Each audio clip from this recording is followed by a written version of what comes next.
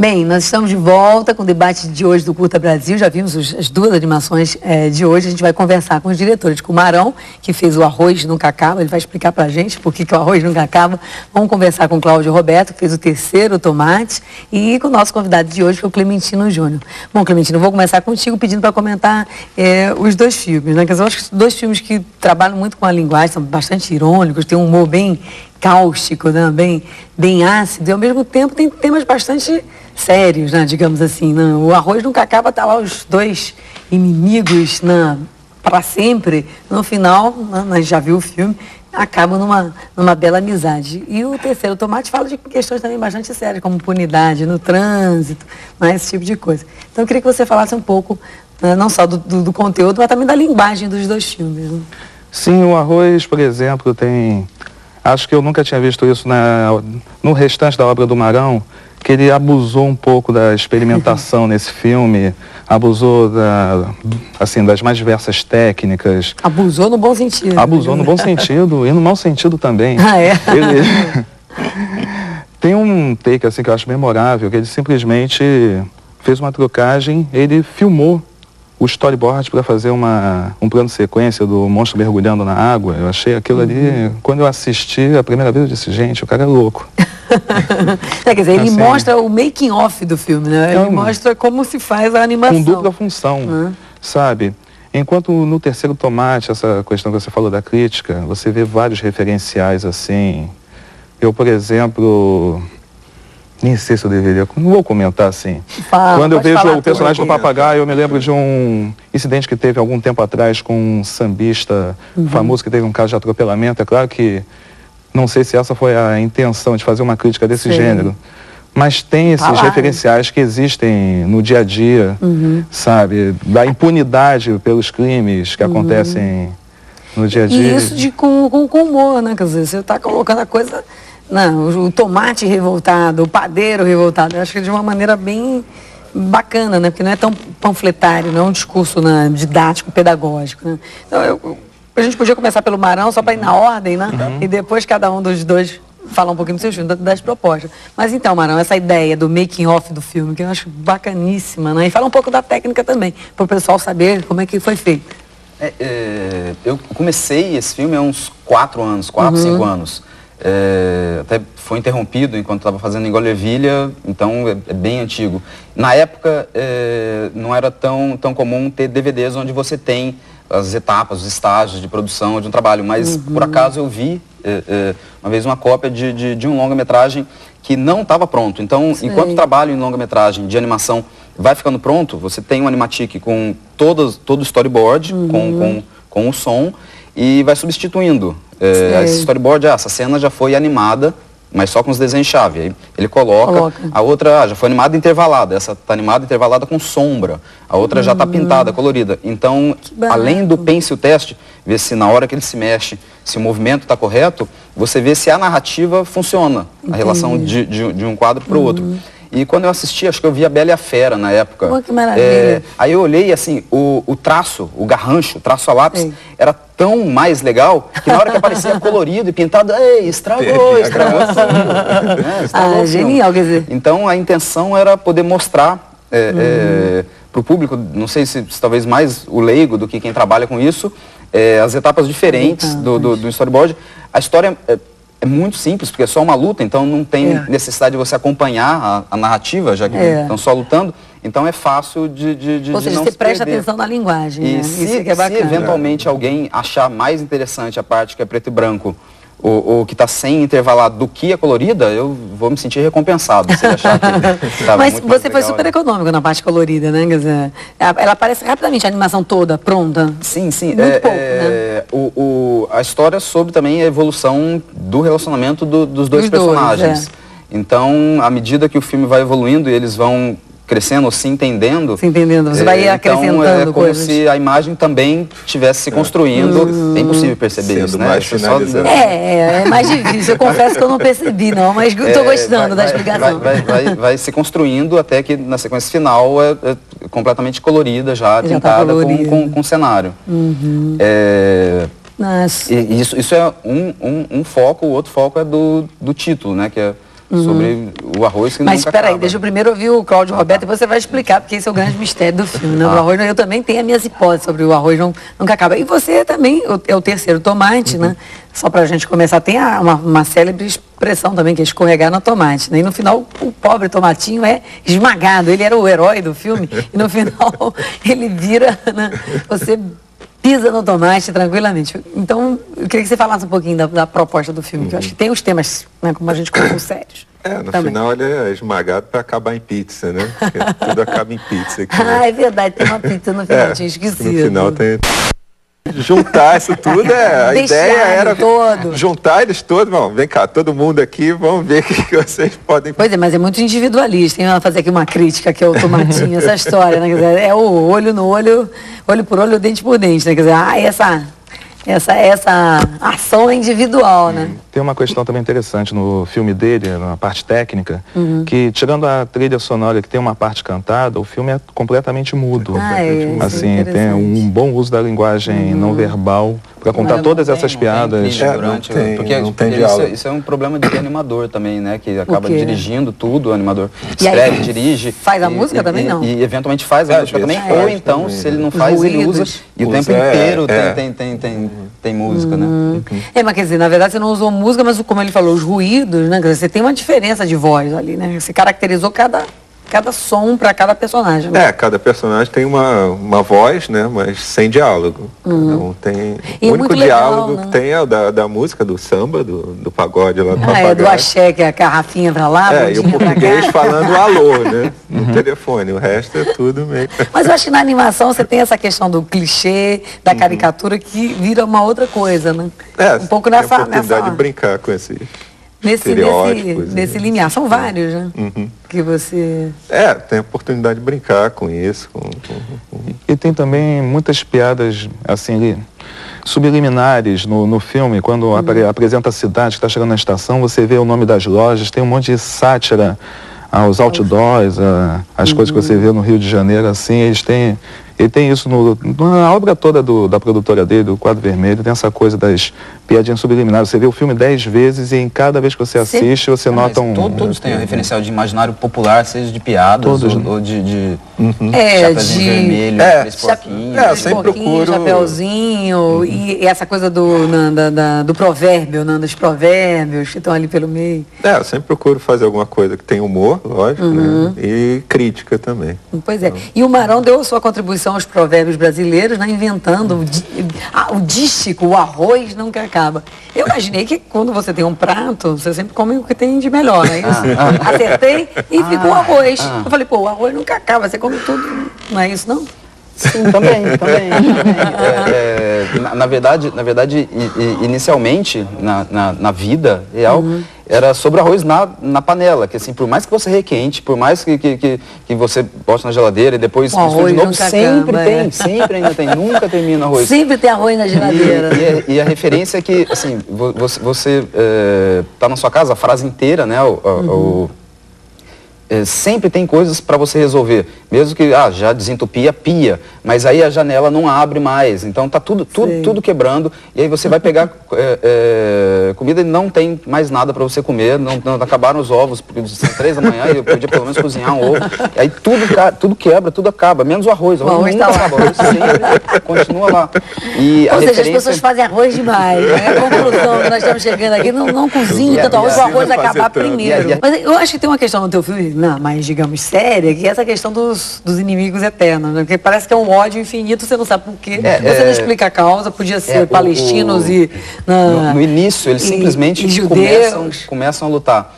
E tem muitos filmes de ação que criam justificativas bizarras, grotescas, desnecessárias, com um monte de discussões. Porque eles só querem mostrar a cena de luta, que é o mais legal, que a pessoa, naquele filme é só aquilo que a pessoa quer ver. Então eu falei, não vou, Pedro, vou fazer um filme só com as cenas de luta, só com...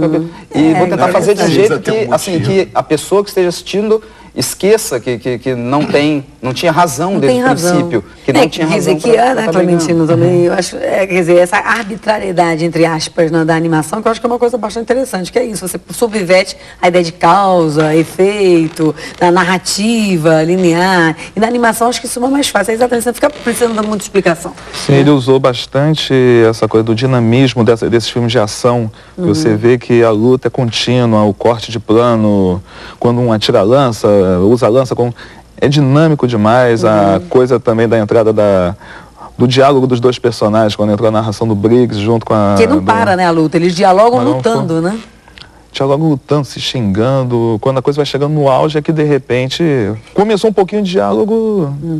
E que é interessante que a questão tem uma coisa um pouco, exatamente, da irracionalidade, da inimizade, que eu relacionei logo aos ódios também, que se perderam a razão, né? Você perde a razão no ódio. É teu inimigo, você casal, inclusive, fica brigado, né? Muitos dos dias, depois esquece por quê. Por que a gente está brigado mesmo? Não é isso, né?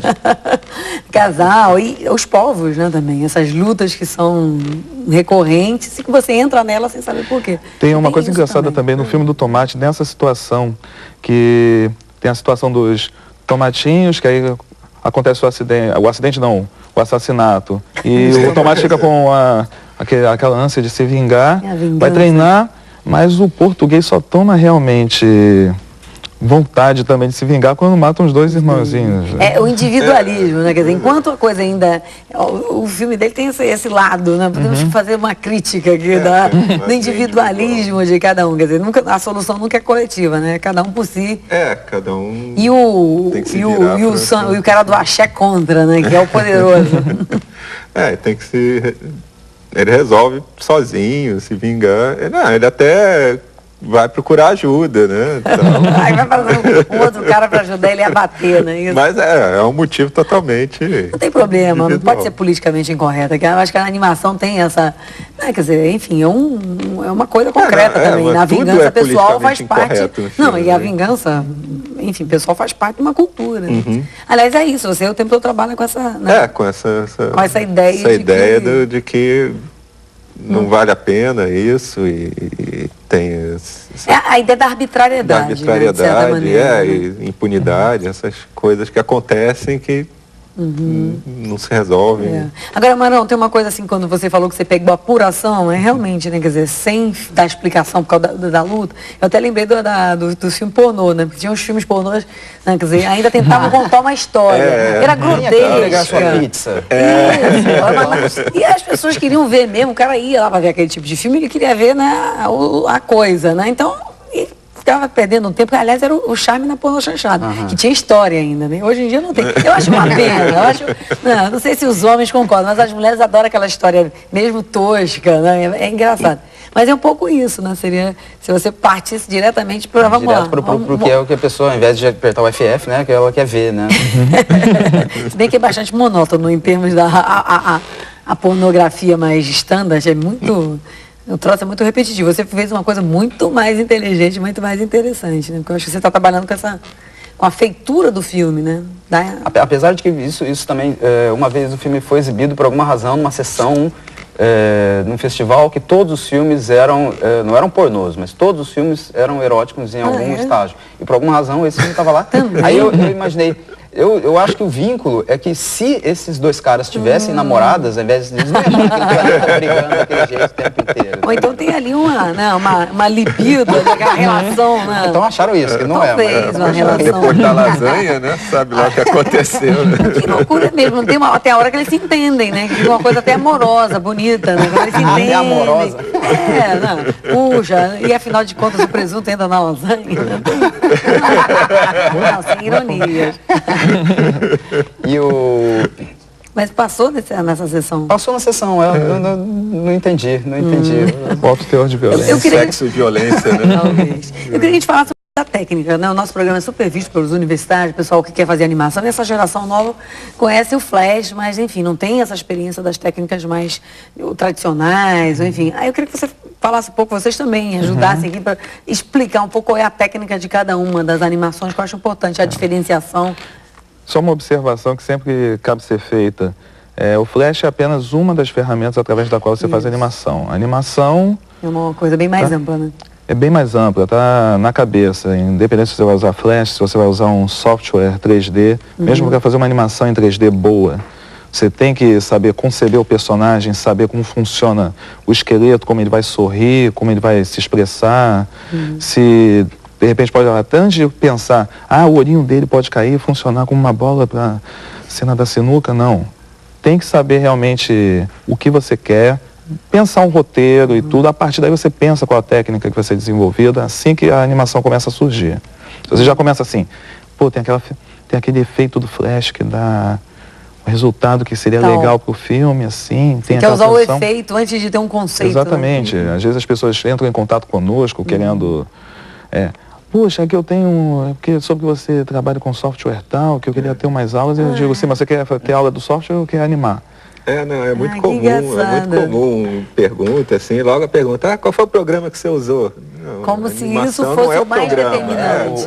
O César costuma falar, né, o César Coelho do Animamundo disse, o cara quer aprender a escrever, quer trabalhar com literatura, então vou comprar o Word,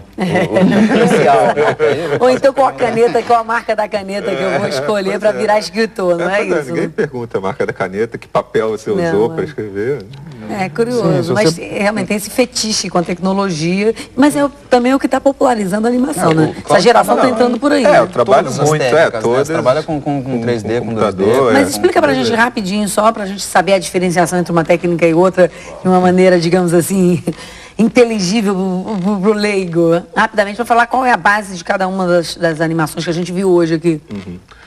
O Tomate eu fiz os desenhos dos personagens à mão mesmo, animando à mão e colori e montei no computador. E os cenários foram feitos em 3D. Foi para agilizar mais o processo, eu tinha um prazo, né? Aí eu não ia desenhar os cenários todos, a gente fez em 3D. O do Marão é todo à mão, todo desenhado à mão, não tem... O teu filme é todo o desenho, a animação do desenho, né? É todo a lápis, né? O que é preto e branco é só o lápis filmado, foi filmado na Truca, né, que está ali no CTAV ainda, e o que é pintado é o mesmo lápis, garranchado, né, não é nem a caneta, escaneado e funciona para finalização. Então eu escaneio, pinto no Photoshop, monto no After, mas assim, usando como se fosse uma truca também, né, eu continuo com o mesmo princípio. Nesse curso de pós-graduação da PUC, tem vários alunos que trabalhavam já com computação gráfica. E muitas vezes eles começam aprendendo o programa. E lá dentro, não é nem aprender a trabalhar com outras técnicas só, mas só o volume de material visual, de trabalhos, seja do leste europeu ou de vários outros lugares, em recorte, ou as soluções gráficas, visuais distintas do que eles estão acostumados a ver na televisão ou no cinema. Você dá aula lá no curso? Dou aula lá na pós. Que é uma pós de animação? É uma pós de animação, mas é uma especialização, Lato Sensu. São quantos anos? Um ano para tentar transformar em 2. Eu acho que é a primeira do Brasil? É a primeira.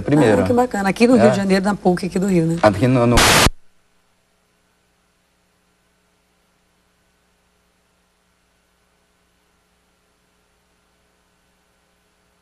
computação gráfica que mesmo sendo péssimos desenhistas, eles acham que é importante e desenham, e vários deles também, que depois de terem visto outros trabalhos, quando você vê um comercial que o cara fez para televisão em 3D, digital, computação gráfica, a referência que ele tem para pensar aquilo foi um trabalho em recorte ou em origami de animação, e aí ele simplesmente usou a ferramenta, a máquina, para chegar naquele resultado que ele pensou, que é antes, assim, a última coisa, quando você desenha, a última coisa que você faz, na hora que desenha, é botar no papel. Quando você vai colocar no papel, já está tudo pronto, já está tudo pronto. E na hora de animar, seja 3D, deveria ser assim também. Né? Você falou do curso, eu me lembrei de uma coisa muito interessante. Nossas carreiras têm um vínculo muito legal, porque quase tudo começou no Cebolas São Azuis. Quando o Marão fez o projeto dele de faculdade, todo mundo, assim, tardes regadas a pizza e muito desenho. Chamou os amigos todos para ajudar a fazer e tudo. Colorindo a mão. Sim, então... Acetato, né? Tudo acetato, né? Todo mundo sabe o que é acetato. Acetato é uma loucura. Exato. Então, eu já trabalhava com vídeo, com computação gráfica e comecei a pegar a coisa mais da prática mesmo, da animação tradicional. ajudando ele no filme. Quer dizer, aquele trabalho artesanal. Ajudei menos. É artesanal, obsessivo. O que era braçal era braçal, feito... né? Desenhando, pintando, acetado. Agora, vocês acham importante, então, quer dizer, eu sempre pergunto isso, que eu acho legal reforçar, né? Quer dizer, o pessoal que está começando com flash, quer dizer, esquecer a questão do programa e descobrir mesmo o desenho.